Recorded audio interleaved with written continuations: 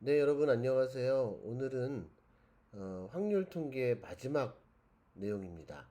모평균의 추정이라는 거예요.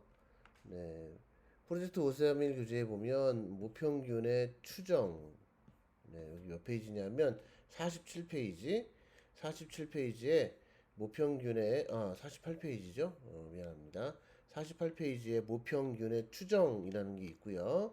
49페이지에 실내 구간의 길이라는 게 있습니다. 사실 이거 그 수능에서도 4점짜리로 많이 나오는 형태인데 생각보다 굉장히 쉬운 내용이에요. 정말 이해가 안 되면 여기 나와 있는 요 공식 두 개 있죠? 이것만 알고 있으면 정말 맞을 수 있는 문제라고 생각을 할 수 있겠어요. 그래서 우리가 지난 시간까지 배웠던 내용을 토대로 해서 마지막 최종 라운드 모평균의 추정에 대해서 알아보도록 할게요.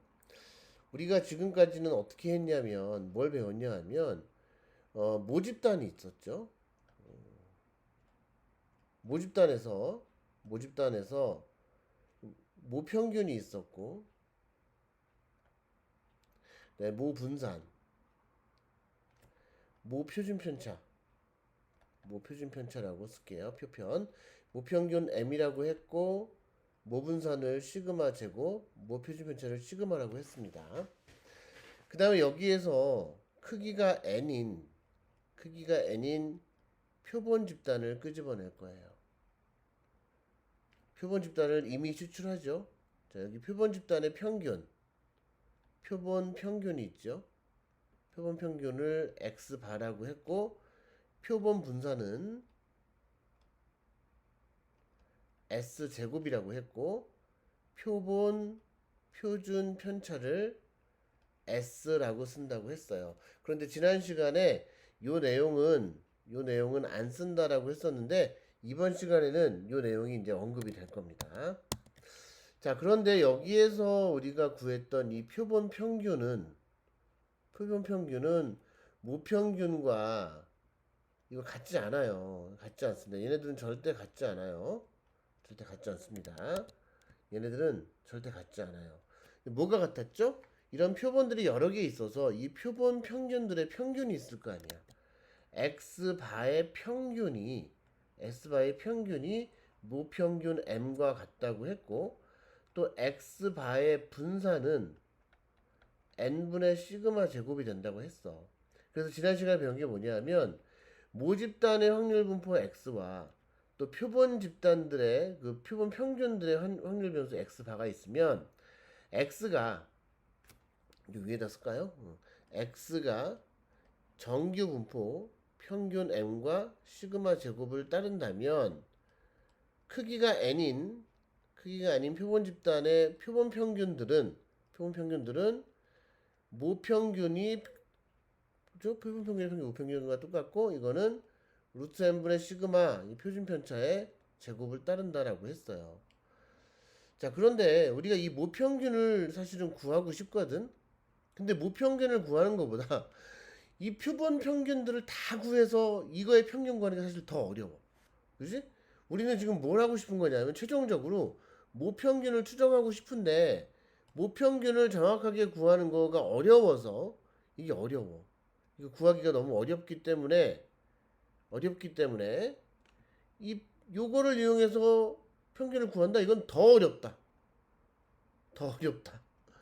더 어려워요. 그래서 우리가 지금 뭘 하고 싶은 거냐 하면 이 표본 집단에서 크기를 좀 크게 한다면, 크기가 좀 크다면, 그러니까 표본 집단인데 모집단에서 가능한 좀 큰 표본 집단을 끄집어냈다고 했을 때, 그 표본 집단에 있는 표본 평균을 가지고, 이 표본 평균과 모평균은 다르지만, 이 표본 평균을 가지고 모평균을 추정을 해보겠다라는 게 이번 시간의 목표예요. 자, 그래서 이 원리는 뭐냐 하면 우리가 X바가 이제 구해질 건데 X바는 우리가 어떤 표본 집단의 표본 평균이야. 이거 하나 가지고 모평균을 추정을 하겠다는 거야. 자, 그런데 모평균이 어디에 있을까? 모평균이 어디에 있을까라는 거, 모평균이 좀 가운데 있다고 봤을 때, 모평균이 여기에서부터 여기 사이에 있을 확률이, 요 사이에 있을 확률이 만약에 95%다. 그럼 95%의 신뢰 수준으로, 아, 모평균은 얼마하고 얼마 사이에 있을 거다라고 추정을 할 거야. 뭘 가지고? 표본 평균 가지고. 예를 들어서 표본 평균이 뭐 수학 점수인데 뭐 1070점이 나왔다. 그럼 모평균은 한 65점부터 75점까지 모평균이 있을 확률이, 이 확률이 95%다. 이렇게 쓸 수 있겠죠. 아니면 모평균이 0점부터 100점까지 있을 확률은 얼마입니까? 100%겠지. 그치? 자, 그러니까 요거 이제 우리가 이제 신뢰할 수 있는 수준이라고 하는데, 이 퍼센티지가 클수록 평균이 있는 범위가 전 범위가 될 수가 있겠죠. 하지만 이거를 최대한 우리 95% 믿겠다, 100% 믿겠다, 그거에 따라서 이 범위가 달라질 것이니까 그 범위를 어떻게 찾아낼 것이냐라는 게 이번 시간의 목적입니다. 그래서 다시 한번 정리를 해줄게요. 자, 우리 표준 분포, 표준 전기, 어이구, 죄송합니다. 이거 어떻게 써? 어머나, 미안합니다. 전기 분포 표에 보면, 여기 마이너스 1.96이고, 여기 1.96이고, 여기가 이제 0이라면, 여기 0이라면, 여기 0이라면, 이런 거 알 수 있어요. Z가 0부터 1.961 확률은 0.475다. 그러면 아, 여기가 0.475고 여기도 0.475니까 두 개 합치면 0.95가 돼서 아, 95%가 되겠다라고 우리가 신뢰 수준을 찾아낼 수 있다라는 얘기야. 그럼 어떻게 하느냐 하면 우리가 지금 표본 평균을 가지고 있단 말이야. 표본 평균. 표본 평균. 표본 평균이 95%가 되려면 이 녀석이 어디서부터 어디까지일 확률이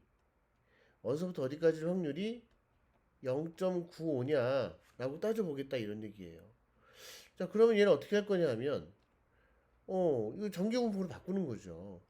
자, 우리가 지금 모집단의 확률 분포니까 x 바에서 m을 빼서 루트 n분의 시그마 이렇게 한 게 어디서부터 어디까지 해야지 0.95가 되느냐. 그렇죠. 방금 했지? 마이너스 1.96부터 1.96까지의 확률이 바로 0.95가 되기 때문에 95%가 된다는 얘기야.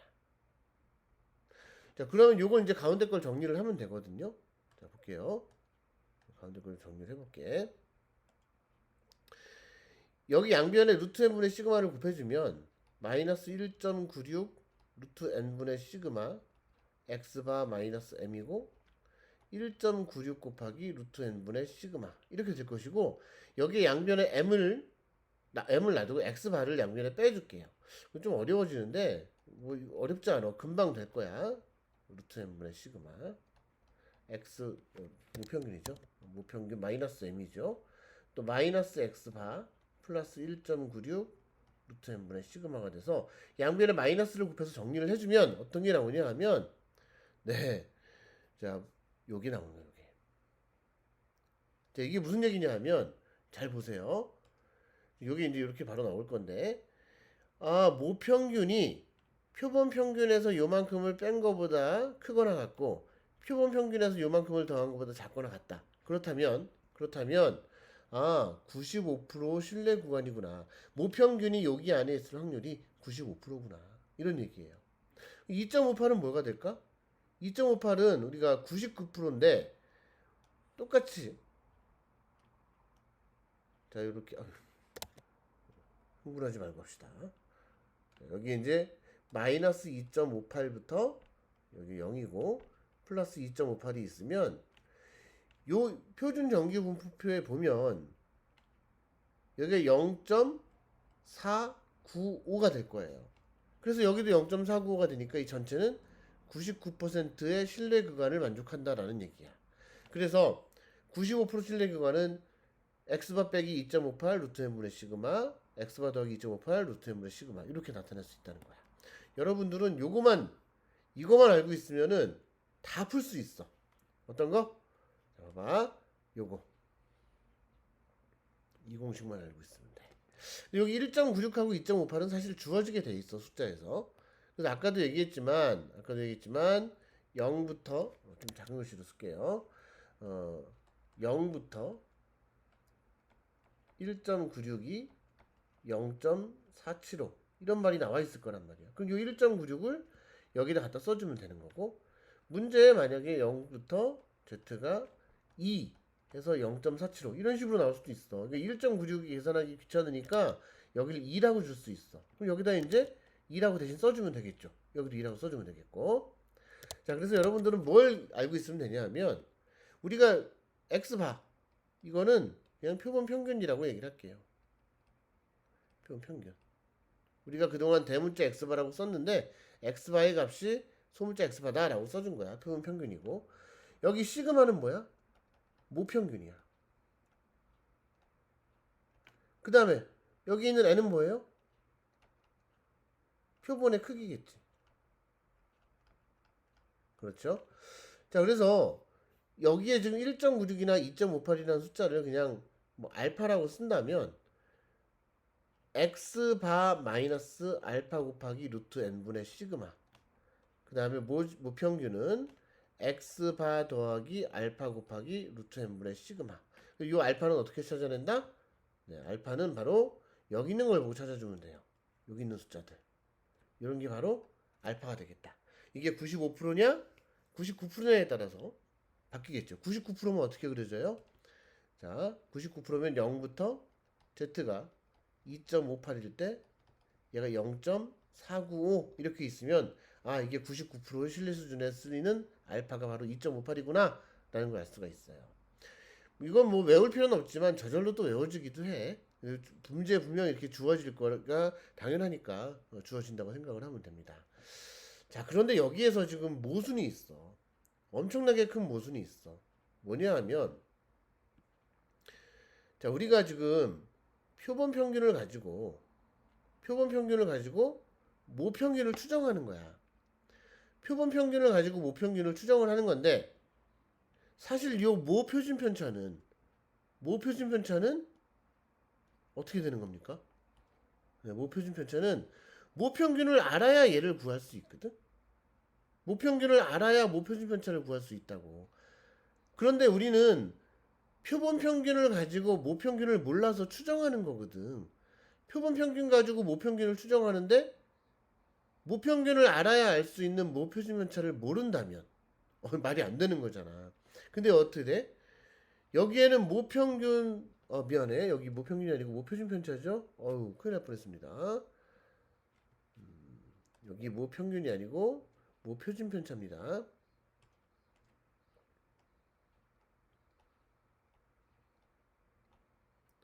우리가 지금 뭘 하는 거냐면 모평균 m을 추정하려고 해. 몰라서. 그런데 모표준 편차는 모평균을 알아야지. 알아야지 알 수 있습니다. 우리는 지금 모평균을 몰라서 추정하는데, 근데 여기에 지금 모표준 편차를 쓰게 되어 있죠. 이건 말이 안 되는 거야. 하지만 시험 문제에는 모표준 편차 시그마가 나와 있다. 그냥 갖다가 쓰면 됩니다. 그냥 시그마 갖다 쓰면 돼. 사실은 말이 안 되는 거야. 당연하지. 우리가 모표준 편차를 모르는데 어떻게 모평균을 모르는데 어떻게 모표준 편차를 알아? 표준 편차를 알려면 모평균을 알아야지 구할 수 있단 말이야. 그래서 사실은 엄밀히 따지면 요 시그마를 모르는 거지만 문제에 주어져 있어요. 우리가 풀라고. 그런데 가끔 여기 안 나와 있을 때가 있어. 말이 안 되니까. 그치? 그래서 여기 안 나와 있을 때에는 표준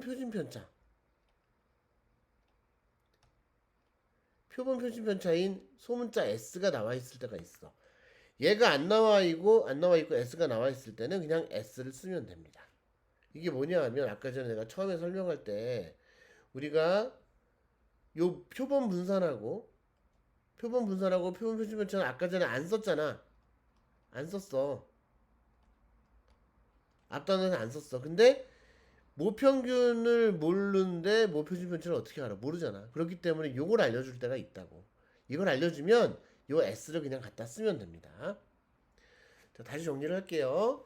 우리가 시험 문제에서 모평균을 추정하시오 라고 하면 알아야 되는 정보가 뭐냐 하면 X바, 그 다음에 시그마, N, 그 다음에 알파의 값, 요 1.96. 요거만 알고 있으면 되는 거야. 자, 그거 가지고 정리를 다시 해보겠습니다. 문제를 한번 풀어볼게요. 어느 회사에서 생산되는 통조림의 무게는 평균이 M이고 표준편차가 5래. 아, 어느 회사에서 생산하는 이게 뭐야? M이 뭐예요? 아, 이게 모평균이야. 그 다음에 이 5가 뭐예요? 모표준편차 시그마가 5라는 얘기예요. 말이 안 되지. 모평균이 있는데 모평균은 모르는데 표준편차를 알려준 거니까. 왜? 모평균을 지금 찾아내란 얘기니까. 자, 어쨌든 이런 전기분포에서 통조림 16개를 이미 추출했어. 이 16개가 뭐예요? N이에요, N. N이 16이야. 그 다음에 그 16개의 평균이 305란 얘기는 표본 평균이 바로 305라는 얘기죠. 자, 그러면 여기서 95%의 신뢰 구간이라고 그랬으니까 95%면 와, 이거는 자, 마이너스 1.96부터 Z가 1.961 확률이 95%다라고 나와 있는 거기 때문에 알파의 값이 1.96이다라고 생각을 해주면 되는 거야. 따라서 1번 답은 뭐냐 하면 1번 답은 305 빼기 1.96 곱하기 루트 n분의 16분의 시그마 5를 갖다 쓰면 되는 거야. 그 다음에 모평균 다시 305 더하기 1.96 곱하기 루트 16분의 5 요거만 계산해 주면 됩니다. 자, 여기 요거만 한번 계산해 볼까요? 요거만 1.96 곱하기 루트 16분의 5 요거만 계산해 보면 1.96 곱하기 4분의 5가 되고 4하고 1.96 약분하면 0.4416 4936 0.49 곱하기 5가 되겠죠. 이거 계산해 볼까요? 0.49 곱하기 5 하면 59 45 54 20 2.45가 되기 때문에 자, 305에서 2.45를 빼면 302.55가 되겠고요. 모평균은 305에서 여기 2.45를 더하니까 307.45가 되겠다라는 얘기다. 자, 두 번째 99%의 신뢰 구간이면 아 여기 99%가 나와 있지 2.58이야. 똑같아. 한번 써볼까? x바 빼기 2.58 곱하기 루트 n분의 시그마 m x바 더하기 2.58 곱하기 루트 n분의 시그마 이거만 계산해 주면 됩니다. 뭐 쉽게 할 수 있겠죠? 여기 x바에다 305를 넣고 여기는 16 여기는 5를 넣어주면 되겠지. 그럼 이거만 따로 계산해 볼까요? 2.58 곱하기 4분의 5만 계산해 볼게. 자, 이 4하고 2.58 약분되나? 자, 4하고 2.58 약분하면 0.4624 18이 남죠? 그러면 4, 4, 16 0.645 곱하기 5 하면 되겠다. 그렇죠? 0.645 곱하기 5는 얼마니까? 0.645 곱하기 5 그래서 3.225가 나옵니다. 그래서 305에서 3.225를 빼면 301.785 암산 됩니까? 그 다음에 305에서 여기도 305에서 이걸 더하면 308.225 이렇게 답이 나오겠죠. 이해되죠? 자, 이것만 알고 있으면 되는 거야. 어떤 공식? 다시 한번 적어볼게. x바 빼기 알파 곱하기 루트 n분의 시그마. 대문자 x바라고 썼는데 소문자 x바로 써도 상관없어요. 그 다음에 x바 더하기 알파 곱하기 루트 n분의 시그마. 이 공식만 알고 있으면 모든 신뢰 구간을 다 구할 수 있습니다.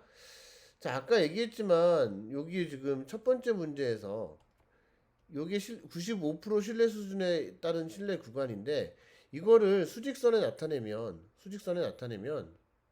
302.55부터 307.45 다시 307.45 요 안에 모평균이 있을 확률이 95%란 얘기고 그 다음에 301.785 뭐야 이거 301. 얼마부터 여기는 308. 얼마까지 308. 얼마까지 여기까지 요 사이에 평균이 있을 확률이 99%란 얘기고 요 다음번에 배울 요 실내 구간의 길이라는 것은 요 길이가 얼마냐 이걸 물어보는 거예요.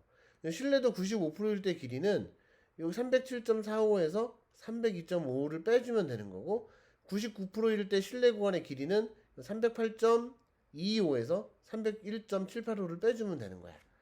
무슨 얘기냐면 여기에서 이거를 뺀 게 실내 구간이야. 그러니까 x바 더하기 알파 곱하기 루트 n분의 시그마에서 곱하기 뭘 뺀다? x바 빼기 알파 곱하기 루트 n분의 시그마 요걸 뺀 게 바로 실내 구간의 길이고요. 여기 x바는 서로 지워지겠지? 그럼 여기 플러스가 돼서 2알파 곱하기 루트 n분의 시그마 이게 바로 실내 구간의 길이다. 이 실내 구간의 길이는 표본 평균 x바를 몰라도 이 알파는 뭡니까? 뭐 1.96이나 2.58 같은 거 이게 알파가 되고 n은 표본의 크기, 시그마는 모 표준 편차니까 그거 가지고 써주면 될 것 같아요. 자, 그래서 유형 5번에 보면 마지막 페이지 유형 5번에 보면 문제 한번 볼게.